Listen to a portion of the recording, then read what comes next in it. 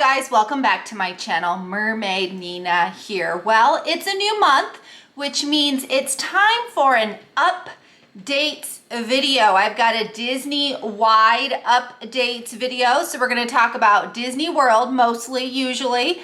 We'll talk a little bit about Disney Cruise Line and a little bit about Disneyland. But yeah, there have been some updates that have come out in the past few weeks, including Mickey's Not So Scary Halloween Party is officially here. It's out.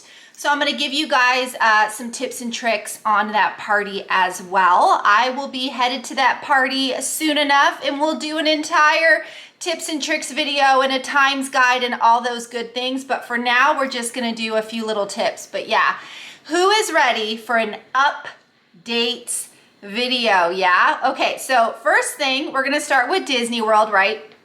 Disney got a Disney dining update, and actually this update affects Disneyland as well. Now, I know all the bloggers and vloggers and everyone out there, when this update happened, they made it seem like it was a huge deal. Big update to Disney dining.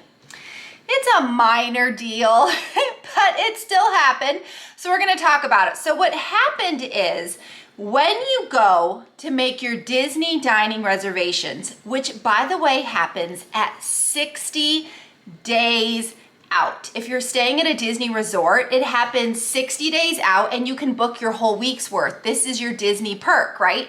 For those of you staying off property, it's 60 days for each and every day you want to make dining reservations. So of course the perk here is to stay on property because you get to do 60 days in advance plus your whole trip's worth.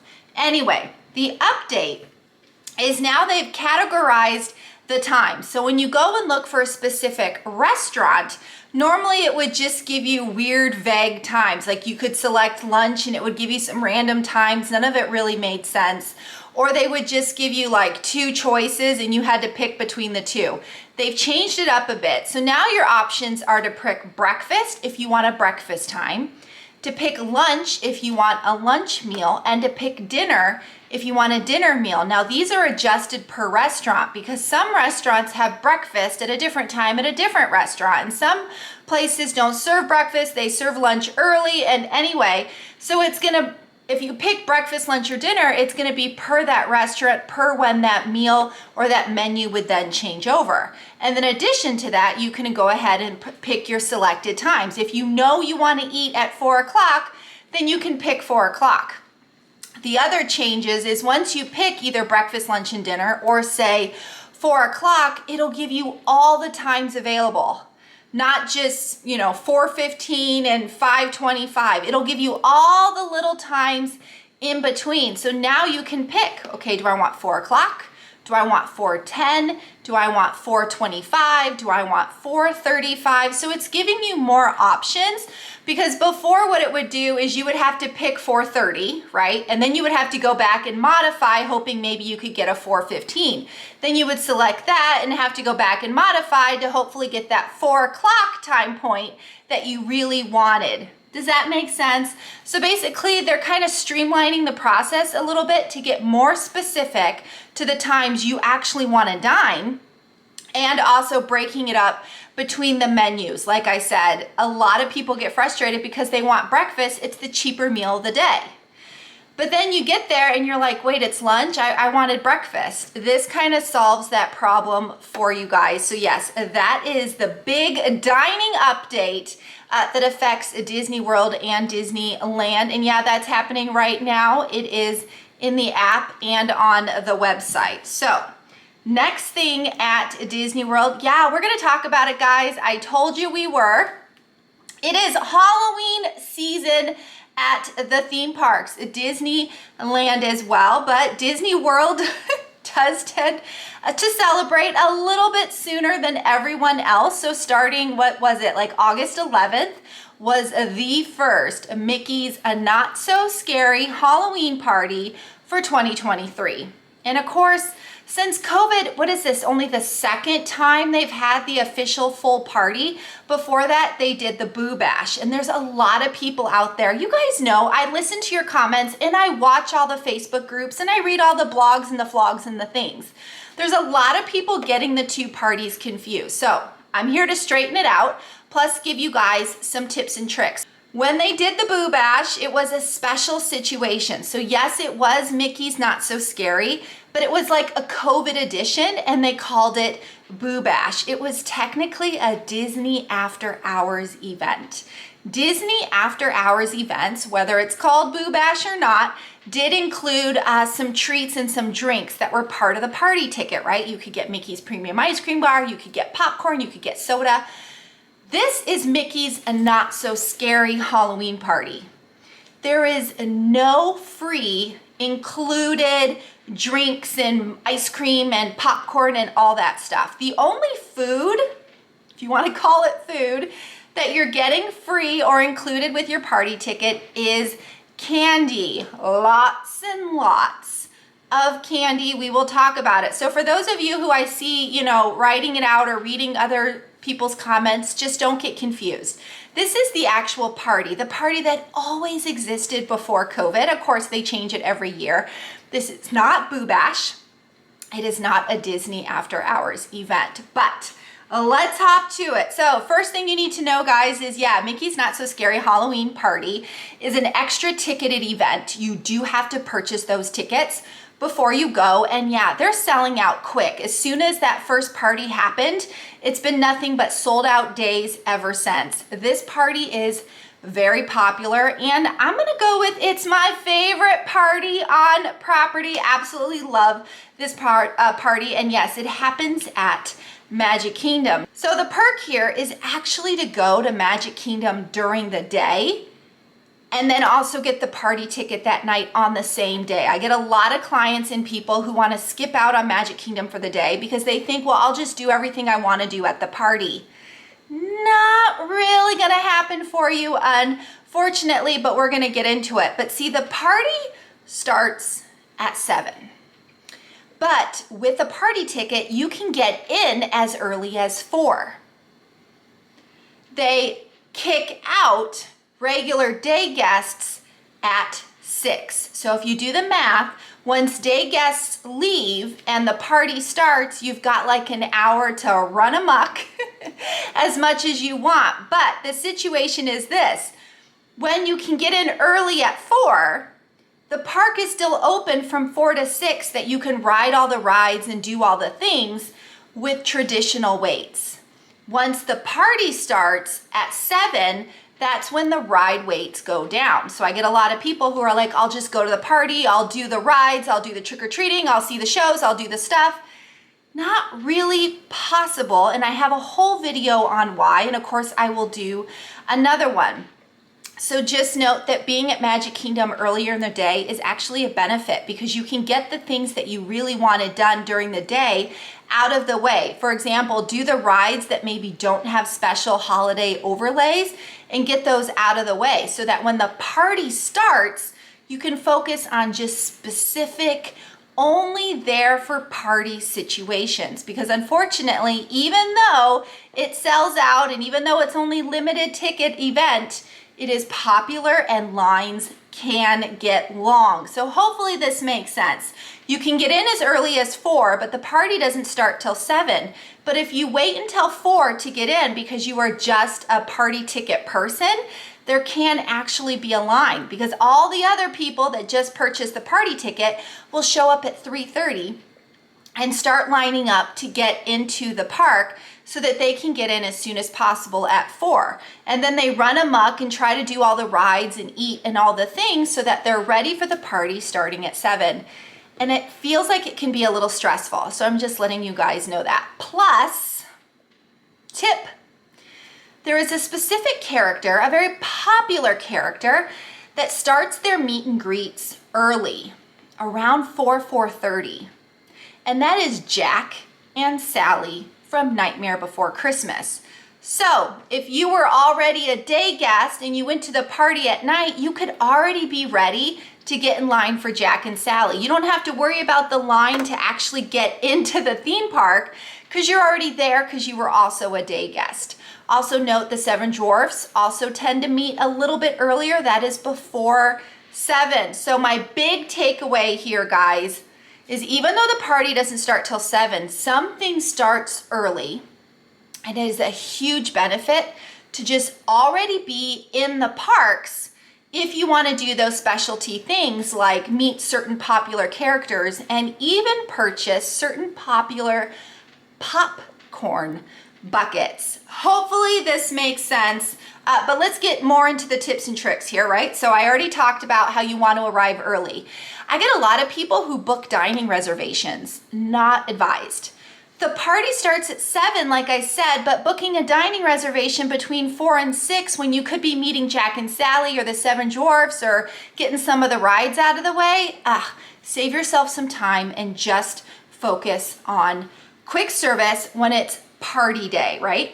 And like I said, day guests, if you don't have a party ticket, you're getting kicked out at 6. So if you're going anywhere between August and October, you better be looking at park times and hours because there's a chance that you have reservations to go to Magic Kingdom on a party day. You're not going to see the fireworks because they're going to ask you to leave by 6 p.m. So yes, here's the thing. Like I said, some characters will start early and you need to expect really, really long lines for the uber duper popular ones. Like I said, Jack and Sally can start early around 4:30. The lines have been up to 4 hours in length. Yeah, no joke, guys. Other popular characters other than Jack and Sally, the Seven Dwarfs, that's right, all 7 dwarfs from Snow White. Winnie the Pooh and friends, yeah, and their costumes, that's a really popular meet and greet. And Elvis, Stitch, yeah, Stitch dressed as Elvis. Of course, there's plenty of other characters to kind of meet and greet. Those are the popular ones. So if you want to specifically see those characters, you need to make sure you get in line and be prepared to wait. But note, lines do kind of die down a little bit during the parade and fireworks. Also note, you just can't do it all. I kind of said it earlier. There is a whole bunch of people on all these websites that are hoping to get in at 4 or even 7. They want to do all the rides. They want to meet all the characters. They want to do all the trick-or-treating. And then they want to see the Hocus Pocus show. They want to see the parade and they want to see the fireworks. They want to do it all. Like I said, I have a whole video on it. You just can't do it all. In fact, you need to go in with a game plan, a reasonable game plan of things you can actually accomplish. If your number one goal is Jack and Sally, then yeah, get there. 3:30, be in line. Be ready to get in line by 4 o'clock. If your game plan is just to see the Haunted Mansion all lit up in its spectacular goodness, then you don't have to worry. That's happening all night long, but just kind of know what's going on. Nice little perk here this year is candy. So there's trick-or-treat trails all throughout Magic Kingdom. And usually the cast members will just grab a handful of candy and put it in your trick-or-treat bag. Trick-or-treat bags are included, right? They hand them out to you when you go to the party. This year's candy's being scooped in like a big scooper. So people are noticing they're getting way more candy than they did previous. Also note, they still have the food allergy candy bags and tokens. So make sure if you have food allergies or you're vegan, you ask for the teal allergy trick-or-treat bag. When you go to the trick-or-treat stations, you'll be treating for a little teal token. You turn in the token to get, you know, Smarties, Enjoy Life, chocolate bars. There was Werther's Originals in there. There were some, I forget the brand, but it's like vegan gummies and suckers. So yeah, there is stuff for you to be accommodated, but just note, tell your kiddos, the people who get the M&Ms and the chocolate goodies are gonna get way more candy, by far, way more candy than the food allergy kiddos. So just, sometimes little kids don't realize that. They see all their friends, sometimes cousins if you're going with a big group, and they see all these people with tons of candy. Sometimes you get so much candy, you need a special backpack to put that candy in. Food allergy kiddos, not so much. Our candy is kind of on the smaller side, so just know that going into it. Yeah, photo opportunities, some really cool photo opportunities this year. I will have a few of them posted. these are also having long lines. So again, it gets really hard to do it all. That's why you have to prioritize and go in with a game plan. You need to know that the parade will run twice.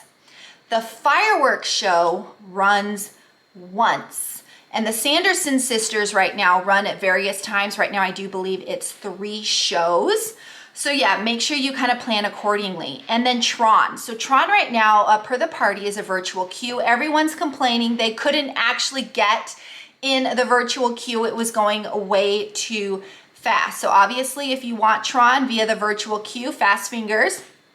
Again, if you're just a Magic Kingdom day guest, you could have done Tron earlier in the day with individual lightning lanes. So yeah, save yourself some stress there. Also note, like I said, there are some special little foodie goodies there to note. So yes, there's special food you can purchase and eat and whatnot, but there's 2 very specific things that are causing long lines. First is the Donald Duck sipper. They had one last year. They now have a slightly different one, so you can start collecting them. That's something where you would wait like in the popcorn or drink cart area to purchase the special sipper. The other thing is the Nightmare Before Christmas popcorn bucket. It's the big popular thing. Everyone wants it. It is indeed causing long lines. So you kind of have to pick your poison here. Do you really want to see Jack and Sally? Do you really want the popcorn bucket? Do you want to see both of the parades? Yeah, because they could be a little different. You never know what those characters are going to do on those parade floats or in the parade line. In fact, Max from Powerline or Powerline via Max is doing some dancing on the parade route. So yeah, I personally want to see both parades because I never know what I'm gonna see. So anyway, guys, I hope this made sense and I hope it helped you guys who are going this time of year, specifically Magic Kingdom. So whether you're a day guest and you didn't know you have a party kind of interrupting your night, or for those of you headed to the party, these are my quick tips and tricks here. Again, I am headed to the party very, very soon. I will do a whole video on it and give you guys my official tips and tricks. But these are the things I've been scoping out and planning for my very own trip, again, coming soon. But let's keep on going here, guys. So not exactly at a theme park, but I talked about it before and it finally has reopened. Trails End and Crockett's Tavern over at Disney's Fort Wilderness Resort. This is the resort that's kind of across from Magic Kingdom. It's known as the camping resort. There's a lot of people who go there and camp in tents or trailers or RVs or in cabins, right?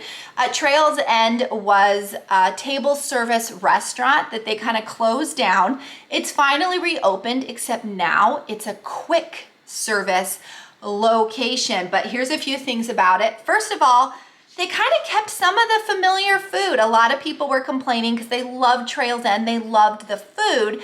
Disney has kept some of the food here. So now, even though it's a quick service location, they've got some familiar eats that everyone fell in love with. And basically that's that barbecue fixins. All the meats and the sides and all the stuff is still there, including fried chicken, yeah. What they did here is they actually added items to go. So if you're feeding a family in your trailer or your campsite, you can get family size BBQ to take with you, and this includes pizza as well. Crockett's Tavern is indeed a lounge. So they've got a lot of beverages in there and of course some hors d'oeuvre snacks. So yeah, that's what's going on with Trails End and Crockett's Tavern over at Fort Wilderness. But let's keep going, guys. You ready? Okay, more about Magic Kingdom, but not about the Halloween party.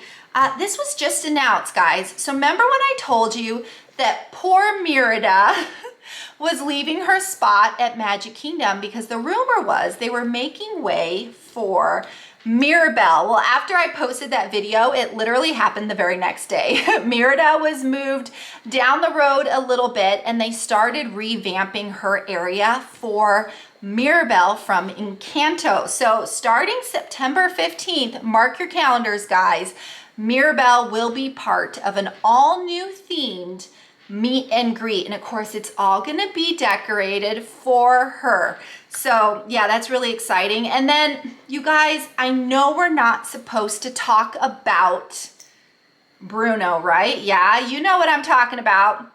Anyway, even though we're not supposed to talk about him, apparently we get to see him. Yeah, he's gonna join the Adventure Friends Cavalcade starting September 15th. So he will be on the cavalcade, guys. So even though we can't talk about him, we still get to dance and see him and celebrate with him. So yes, Mirabelle and Bruno starting September 15th. And to note a little bit, Magic Kingdom, my last video I talked about the Hatbox Ghost and how he was coming to the Haunted Mansion. The Haunted Mansion did indeed close down for 2 days. Actually, it was more like 3 days.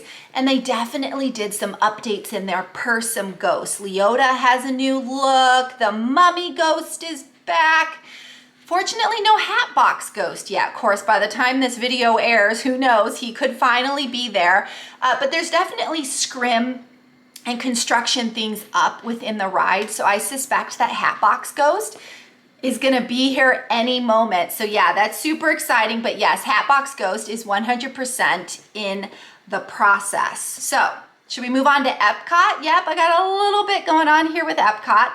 Epcot's Journey of Water, which is the Moana-inspired water feature thing happening at Epcot.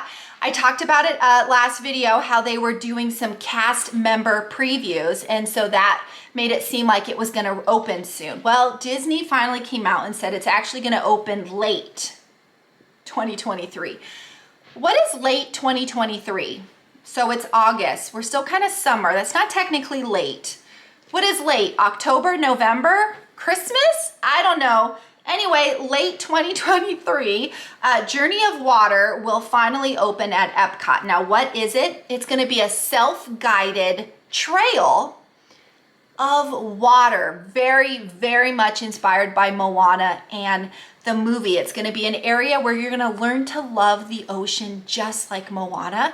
It's gonna give you a chance to interact with water and give you some ideas of way you can protect the ocean and protect the water, because as you guys know, Moana and the ocean, they became one. They were very much together in that movie. And what I like here is there is options to get wet and options to stay dry. Absolutely love that. I cannot wait for this to open. So for anyone who's been going to Epcot, you can kind of jump over the scrim and the construction walls and you can see part of the exhibit, and it looks absolutely breathtaking and amazing. So I cannot wait for this to open. But we're gonna move on to Animal Kingdom a little bit.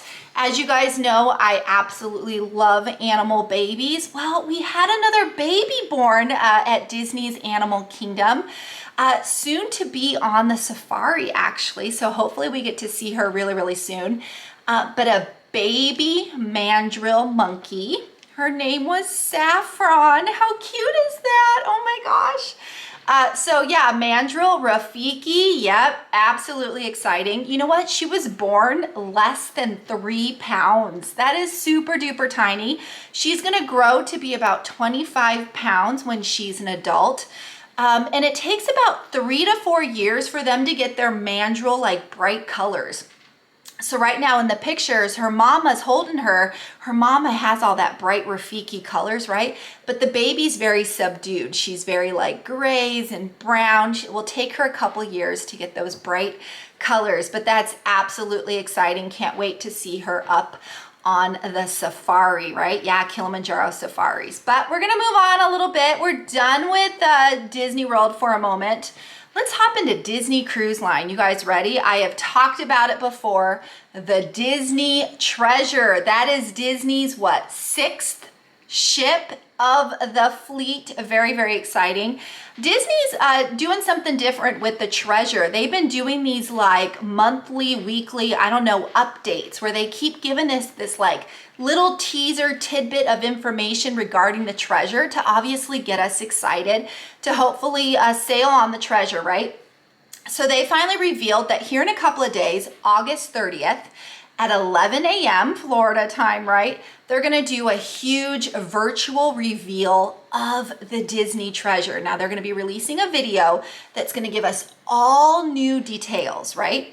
Regarding dining, entertainment, some new spaces, and more. So I am very, very curious because when the Wish came out, I'm wondering if the Wish and the Treasure are laid out the same, but at the same time, when the Wish came out, there were things people loved about the Wish and things people not so much. I am one of those people. I absolutely loved the Wish, but there were a few spaces on the Wish that I was like, what? Disney, why'd you do that? So I'm wondering if Disney has been listening and they're adjusting that for the Treasure. So rather than it being like an exact copycat with just different details, I'm wondering if they're changing some of those venues, some of those spaces. So I'm really, really excited to hear about all the new details regarding the Disney Treasure, which includes what was it? A haunted mansion bar? Can't wait for more details on that. Also note that if you're sailing a Disney Cruise Line anytime soon, they have finally changed the internet packages for the fleet. Now, years ago, when you wanted to buy internet when sailing Disney Cruise Line, you had to buy per data amounts, right? Are you going to use this much data? Are you going to use this much data? And it was very annoying because it was really, really hard, especially me, since I'm working while I'm on vacation, to know how much data I'm actually going to use. I really don't want to be on the phone while I'm on vacation, like at all, but I can't help it if a client needs me. So it was really, really difficult for me to determine, well, am I just going to check Facebook once or twice? Am I going to need to check my email? Am I going to need to make a phone call for a client? So they've changed it now. So rather than paying per data, you're paying per day, or you can pay as a mass amount for your entire cruise. Absolutely love this. I did this on the Wish and the Fantasy. I just paid to have whatever internet package it was for the whole entire cruise, and I didn't have to stress whether a client needed me or not. So like I said, you are now going to be purchasing per day, not per data amount. If you purchase for the entire voyage, like I do, you end up saving 20%, so that was kind of nice. They have 3 different packages based on the way you want to use your phone, right? Are you going to be checking the internet? Are you just checking emails and that's it? Do you want to go on Facebook, Instagram, YouTube? Will you be streaming anything? Will you need to be making phone calls? So depending on what you need out of your phone while on your cruise, that will determine what package you do need to purchase. But I absolutely love that it's not data amount based. I can't tell you how many times I would purchase a certain package and then, oops, I needed to upgrade, but then my phone ended up using some of its own data and I got charged by Verizon Wireless. Oh my God. Absolutely love this option. So excited about that. We're going to move on. Yeah, let's talk about Disneyland now. It's funny to me how Disney World has already talked about Christmas. We already know about Mickey's Very Merry Christmas party coming to Disney World. Well, Disneyland finally announced their holiday season. And just like Disney World, they celebrate all of those holidays that happen during that time of year, November, December time of year. So yeah, starting November 10th through January 7th, 2024, Disneyland will be celebrating the holiday season. What does this mean? Well, just a few things, right? It means Disney's Festival of the Holidays, which is a marketplace, which is dining, various flavors and tastes from all forms of different cultures and traditions. Absolutely love that. They're going to have holiday themed fireworks and projections known as Believe in Holiday Magic. They're going to have a Christmas fantasy parade happening at Disneyland. So the traditional fireworks and the traditional parade is always at Disneyland of the park. Then they're going to have a holiday version of World of Color. If you have seen any of my Disneyland videos, you will know how much not only do I love World of Color, but how gorgeous it is. So to have a holiday version of World of Color, oh my goodness, it's going to be called Season of Light. And of course, they're going to have characters in their holiday best that you can meet and greet, including Santa. Yep. And then one of my favorites are the holiday overlays. This is when they give a little splash of the holiday season to a few of the rides or the areas surrounding the rides. So repeat it again. Yep, It's a Small World is getting a holiday overlay. Absolutely love that. The Nightmare Before Christmas holiday takeover will be happening at Haunted Mansion. I already announced it. Because Nightmare Before Christmas is a Christmas and Halloween movie, this overlay laps Halloween and Christmas. It's absolutely one of my favorite things. I have showcased it before. And then Cars Land. I absolutely love when Cars Land gets an overlay. If you've ever been to Cars Land, you'll know what I'm talking about. But it's a whole themed area. It is absolutely amazing. It is not just rides. It's a whole themed area, and I love the overlays there. And of course, gingerbread houses are coming back to the Grand Californian Resort. So yes, 100% holiday season will be happening over at the Disneyland Resort. I do have to make a sad note here. Unfortunately, Disneyland has been having some issues with Fantasmic. Now, I have mentioned before, Disney World's Fantasmic and Disneyland's Fantasmics are a little bit different, but Disneyland's Fantasmic has a character. They call him Murphy. It is when Maleficent turns into a dragon, and something keeps happening to that poor dragon, and it keeps causing issues, and due to a fire that broke out and a few other things, they have actually put off Fantasmic until 2024, spring of 2024. So if you go to Disneyland anytime soon, sadly, no Fantasmic, but they're working on it behind the scenes. But yeah, Maleficent does a transition from being Maleficent and then turning into Murphy, aka the dragon. So yeah, poor Fantasmic. Next news here for Disneyland, and I don't know if you guys saw it. It was all over the news and the blogs and the vlogs, and it was annoying as heck. But drinks are coming to Disneyland. Alcoholic beverages are coming to Disneyland. And when that came out, of course, there was a huge uproar. It's just at table service locations. So just at the table service dining locations, I think there's 4, will be getting a few selections of a beer and wine. And this is going to start September 12th. And of course, the huge uproar here is Disneyland is Walt's original park. And Walt wanted the parks to be for families. He wanted a family atmosphere. He did not want alcohol at his theme park. He wanted it to be dry. So Disney is probably kind of struggling a little bit with keeping with what Walt wanted, the tradition of the theme park, but also going with the times, because a lot of families do want to partake in drinking wine or beer with their dinner as they celebrate. So I think specifically for Disneyland Park, it's kind of hard to get that to figure out. Of course, at Disney World, there's alcohol at all the theme parks, but Disneyland was the harder one here because that's Walt's original park, and he specifically wanted it to be dry. But by only serving at the table service locations, hopefully we're still keeping with what Walt originally wanted. But yeah, guys, that is my updates for Disney World, Disney Cruise Line, and Disneyland. Before I say my goodbyes, I want to know, who saw the Haunted Mansion movie? Did you like it? What did you think? Let me know in the comments. So I, of course, took my family for opening night. We liked it. We liked it a lot. It was exactly what I needed in the moment. I needed a movie that I could just kind of emotionally enjoy and laugh and crack up about. And it was giving me all the Disney vibes, and it was just great for us Disney fans. There were a lot of Easter eggs and hidden things regarding the Haunted Mansion ride that was in the movie. There were some somber points in the movie and some happy points and laughter. It was what I needed in the moment.